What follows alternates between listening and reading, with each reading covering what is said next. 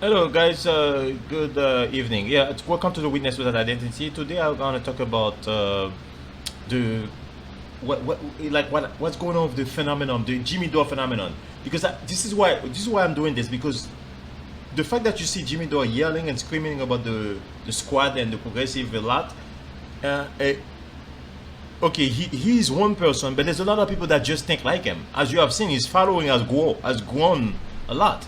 So there's something about his message that we need to listen.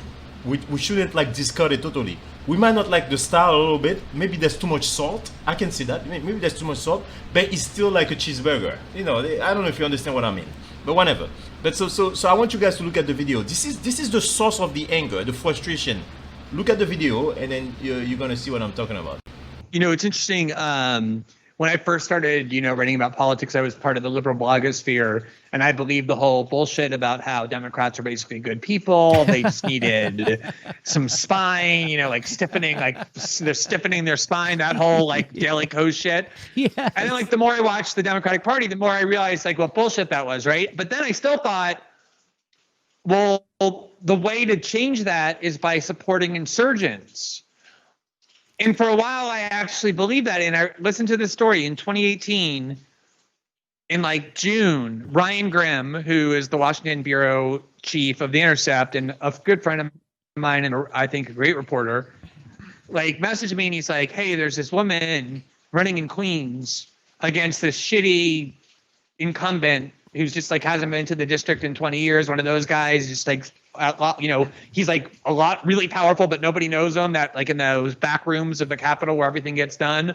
And he said, "I think you'd really like her." And I was like, "Ryan, I'm not interested in like supporting Democratic candidates." He's like, "No, just look at her and talk to her." And it was AOC.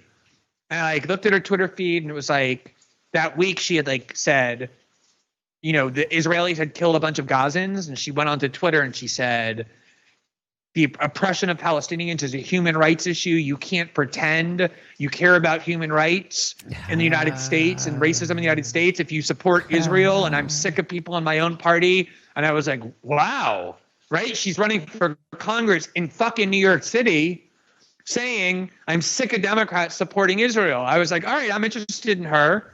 And I went and then I interviewed her. It was like, you can see it on YouTube. It was like 250,000 people watched, however many. And I really was impressed with her. Like I asked her about identity politics, and she said, this is a Trojan horse. They get like Black and Latino candidates who pretend to be liberal, but they're really, just there to give the appearance of diversity, but it's not real diversity. She said, I asked her if she won, if she would support Pelosi and Hoyer for leadership. And she said, absolutely not. They've been there too long. We need new leadership. I won't vote for them. She fucking wins. What does she do? She gets to Congress. The first thing she does is she votes for Pelosi and Hoyer, of course. And then she fires like her staff that's like too critical of the Democratic Party. And she basically turns into a good soldier for she now calls Pelosi Mama Bear. And most of what she does is like identity politics. Yes. Now, let me just say two things. One is that I get why people do identity politics in her position, because to take on true power centers, to like take on Wall Street, to take on the CIA, to take on the Israel lobby, it's really hard. It's like not easy. You're going to get fucking attacked if you do that from every direction, with money, with everything. And it's complicated and it's difficult work to make any progress. But identity politics, that's so easy. You denounce racism, you talk about genocide, I want this statute down. So like you get to feel like you're at least doing shit, right? Like it's just kind of like a psychological easy path. So Jamal Bowman and Cori Bush, and they probably have more left-wing politics than the standard Democratic caucus on things that matter, but they're going to get there, and they know that if they try and do any of that, they're going to get crushed. Yes. The only space they're going to get is culture war stuff, because the Democratic Party loves that stuff, because you feel like you're changing things when you're actually changing nothing.